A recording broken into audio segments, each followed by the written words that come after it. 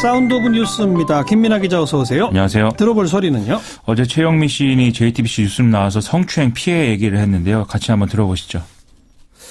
그 당사자로 지목된 원로 시인의 반응도 나왔습니다. 당시 후배 문인을 격려한다는 취지에서 한 행동이 오늘날에 비추어 성희롱으로 규정된다면 잘못된 행동이라 생각하고 뉘우친다라는 반응이 나왔습니다.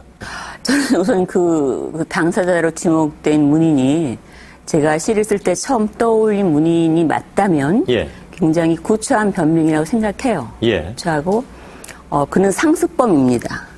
한두 번이 아니라 정말 여러 차례 제가 문단 초기에 데뷔할 때 여러 차례 너무나 많은 그 성추행과 성희롱을 제가 목격했고 혹은 제가 피해를 받고요.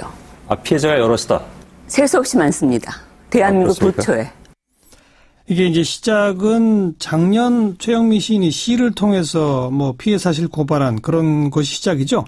그렇죠. 이제 개간지 황해문화 2017년 겨울호에다가 괴물이라는 제목의 시를 실었는데요. 이게 이제 유명 남성 문인에게 겪은 성추행 내용 이것을 묘사한 것이죠. 어제 인터뷰에서 유명 남성 문인들의 어떤 성적 요구 이런 것들을 거절하면 메이저 문예 잡지에 시나 평을 실어주지 않는 복수를 하기도 했다. 그래서 이런 어떤 문인으로서의 길을 포기한 여성들이 많다 이렇게도 얘기를 했거든요. 이게 사실이라면 참 경악을 할 일이죠. 뭐 오늘은 또 다른 시인들이 가세하면서 논란이 더 확대되는 그런 모양새예요. 그렇습니다. 애초에 이제 그 시에 나오는 가해자가 누구냐 이걸 두고 여러 얘기가 나왔었는데 최영미 시인이 그게 누군지를 확실히 하지 않아서 기사에 뭐 실명이 등장하거나 이러지는 않았었는데요.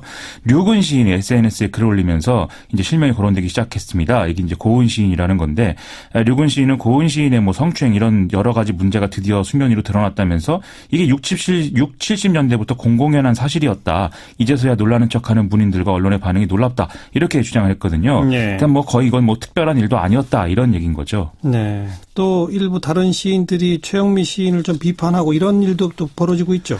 그렇습니다. 그래서 이제 일부 남성 시인들이 몰지각한 태도를 취해서 2차 가해를 뭐 하고 있다. 이런 얘기들이 계속 나오고 있는데요. 시인 출신인 이승철 전 한국문화평화포럼 사무총장이 뭐 이것에 대해서 피해자 코스프레다. 뭐 싸가지가 없다. 평소에도 그랬다. 뭐 이런 최영미 시인에 대한 비난 이런 것들을 SNS에 올리면서 논란이 확대되고 있습니다. 네. 이게 이제 사건 본질과는 관계가 없는 일들을 들어서 피해자를 비난하는 전형적인 2차 가해의 행태이다. 이런 지적이 나오는 거고요. 이외에도 뭐 이른바 미투 운동에 대한 남성들의 조롱 행태 이런 것들이 문제다. 이런 보도도 나오고 있는데 참 옳지 않은 행동을 자꾸 반복하는 것은 좀 막아야 되겠습니다. 시인협회 회장 얘기도 나오는데 그건 뭡니까? 한국시인협회가 지난달 23일에 감태준 시인을 새 회장으로 뽑았는데 이 사람이 2007년도에 제자 성추행 사건 등의 어떤 문제 때문에 다음에 해임됐다 이런 얘기인 것이죠. 당시 이 사람은 성폭행 의혹 사건으로 형사 기소가 됐었는데 이건 이제 법원에서 무죄 판결을 받았다고 하거든요. 그런데 이걸 근거로 해임 취소를 목적으로 이제 행정 소송을 내기도 했지만 법원은 형사 고소가 되지 않은 이 다른 제자에 대한 성추행 사건의 경우에는 여러 증거로 봐서 사실로 봐야 한다면서 해임이 정당하다 이렇게 판결한 바가 있다는 것입니다. 네. 다음 뉴스는요? 국민의당과 바른정당이 결국 미래당이라는 당명을 포기하기로 했는데요. 뭐 지금 속보가 나오는 바로는 대신 이제 바른미래당이라는 당명을 정했다 이렇게 보도가 나오고 있습니다. 이렇게 된 것은 오늘 중앙선관위가 미래당이라는 당명에 대해서 원외 청년 정당인 우리미래의 약칭 사용을 허가했기 때문인데요. 국민의당 바른정당 통합추진위 측은 오늘 기자회견 열고 뭐 선관위 결정에 따라서 당명 원점 재검토하겠다 이렇게 밝힌 바 있었습니다. 한편 국민의당 이행자 대변인이 우리미래 측의 이제 약칭 등록에 대해서 정치적 의도가 있다면 안타깝다라면서 이 민주평화당이 뭐 사주한 거 아니냐 이런 얘기를 해서 또 갈등이 확산이 됐는데요. 우리미래 측은 명예훼손이라면서 잘못을 인정하고 깨끗이 사과해라 이런 입장을 지금 얘기하고 있습니다. 어제 우리 방송에 그 우리미래 대변인이 출연해서 그렇습니다. 지금 현재 당명이 국민의당인 사람들이 약칭으로 미래당을 등록했다. 이건 말이 안 되지 않느냐 그런 얘기를 했는데 그렇죠. 선관위도 그걸 인정을 한 거네요. 그렇습니다. 네. 그리고 오늘 안철수 대표랑 이 민주평화당 조배숙 대표 원래 한 당이었는데 이제는 다른 당이 됐어요. 그렇죠. 만났다면서요? 그렇습니다. 이게 참 어색한 자리일 수밖에 없었던 것인데요. 오늘 조배숙 대표가 각 당 대표를 예방을 쭉 했는데 역시 이제 안철수 대표와 만나는 일정에 가장 많은 관심이 쏠렸던 것이죠. 안철수 대표는 이 웃음도 띄고 뭐 덕담도 하고 뭐 서로 뭐 각자 노력하자 이런 얘기도 쭉 하면서 분위기를 좀 풀어보려고 했는데 조배숙 대표는 뭐 경직된 표정으로 진심으로 축하해 주는 걸로 믿겠다. 뭐 이런 좀 차가운 뜨거운 반응을 보여서 이 표정이나 이런 것들이 또 상당히 화제였습니다. 양당 간의 핵심 쟁점인 비례대표 출당 문제, 이게 또 비공개 면담에서 논의가 됐다는데 안철수 대표는 기존에 이제 거부 입장 분명히 했다라고 하고요. 다만 두 대표는 이달 중에 5.18 진상규명 특별법을 통과시키는데 공감대를 형성했다고 합니다. 네, 국민의당 추가 탈당자도 있죠? 중립파로 분류됐던 송금주 의원이 오늘 국민의당 탈당 선언을 했는데요. 즉 통합신당에 따라가지 않겠다라는 것이죠. 송금주 의원은 입장문을 통해서 당이 분열돼서 국민의당의 창당 정신과 정체성이 훼손이 됐고 호남의 뜻을 받들지 못하게 됐다면서 무소속으로 남겠다 이렇게 주장을 했습니다. 예. 이에 따라 거취를 명시적으로 밝히지 않은 사람은 이영호 의원 한 명만 남게 됐는데요. 언론은 이영호 의원이나 송금주 의원이 무소속 상태이더라도 국회 내 어떤 표결 과정에서 정부 여당 쪽에 손을 들어주는 경우를 가정하면 법여권표로 분류할 수 있는 숫자가 149석이 되기 때문에 과반의 간신히 넘게 된다. 이런 분석을 지금 내놓고 있습니다. 네, 다음 뉴스입니다.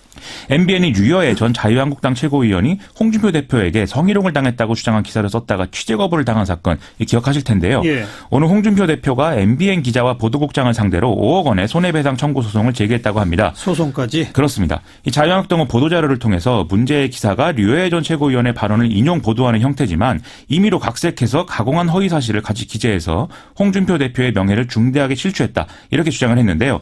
그러면서 악의적인 허위 보도와 가짜뉴스에 대한 모든 수단과 방법을 동원해서 대응하겠다. 이런 주장도 하고 있습니다. 선거를 앞두고 언론하고 이렇게 소송까지 가는 대립구도 자유한국당 입장에서 부담되지 않을까요? 그렇습니다. 그렇기 때문에 모든 언론과 척지지는 않겠다라는 뜻인지 모르겠는데 이제 홍준표 대표가 오늘은 또 TV조선을 칭찬하는 페이스북 글을 남겨서 또 화제였습니다. 홍준표 대표는 특히 TV조선의 9시 뉴스 앵커와 편집이 모두 훌륭하고 내용도 중립적이고 공정하다. 이렇게 주장을 했는데요. 근데 오히려 특정 정당 대표가 특정 언론에 대해서 이렇게 만족감을 표시하는 것은 오히려 이 언론이 편향됐다고 봐야 하는 거 아니냐. 예. 이런 얘기도 네티즌들이 하고 있는 상황입니다. 예. 또 TV조선은 조선일보와 같은 계열사 아니겠습니까? 조선일보 편집국장 출신인 강효상 의원이 홍준표 대표의 측근으로 지금 분류되고 이게 내부에서도 좀 논쟁거리다라는 점에서 이런 언행은 좀 적절치 않은 것 같다. 이런 지적도 있는 상황이고요.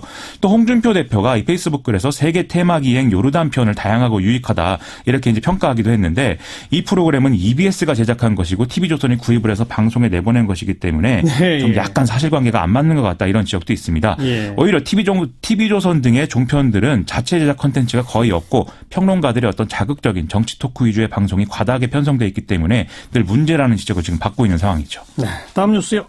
국회 법사위원장을 맡고 있는 자유한국당 권성동 의원이 강원랜드 취업 청탁 수사에 외압이 있었다라고 주장한 안미연 검사를 고소했다. 이런 소식입니다. 여기도 또 고소네요. 그렇죠. 권성동 의원은 고소장에서 안미연 검사가 무책임한 폭로로 자신의 명예를 훼손했다면서 자신과 모 검사장, 최응집 전 강원랜드 대표 측근의 통화 내역을 누설한 것은 통신비밀보호법 위반이다. 그리고 수사 과정에서 취득한 비밀을 누설한 것은 공무상 비밀 누설죄다. 이렇게 주장을 했다고 합니다. 한편 오늘 국회 대정부 질문이 진행이 됐는데 여기서 권성동 의원이 출세 지향적 공무원들의 심리 때문에 검찰이 지금 정권에 알아서 기고 있는 것이다. 이런 주장을 하기도 했거든요. 아하. 그래서 여당 의원들은 이에 항의하면서 법사위원장 사퇴를 요구를 해서 또 소란스러운 그런 상황이 벌어지기도 했습니다. 아울러서 김성태 원내대표와 장제원 대변인이 또 권성동 죽이기를 중단하라. 이런 주장도 내놔서요. 또 논란이 되고 있습니다. 근데 그 강원랜드 사건은 검찰이 본격적으로 재수사에 돌입한다는 거 아닙니까? 그렇습니다. 이 대검찰청이 춘천지검의 사건을 모두 넘겨받아서 별도로 수사팀을 꾸리겠다 이렇게 밝힌 바 있는데 이에 따라서 강원랜드 채용비리 관련 수사단이 이제 구성이 된 상태죠. 오늘 양분남 수사단장이 첫 출근을 또 했습니다.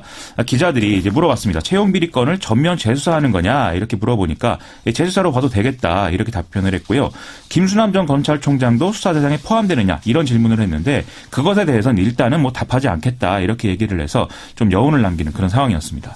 수사단은 의혹이 규명될 때까지 검찰총장을 비롯한 상급기관에 이 내용을 보고하지 않고 독립적으로 수사한다 이런 방침을 세운 상황이라고 합니다. 좀 말끔하게 수사가 이루어졌으면 좋겠네요. 그래야 되겠죠. 네, 수고하셨어요. 고맙습니다. 김민아 기자였습니다.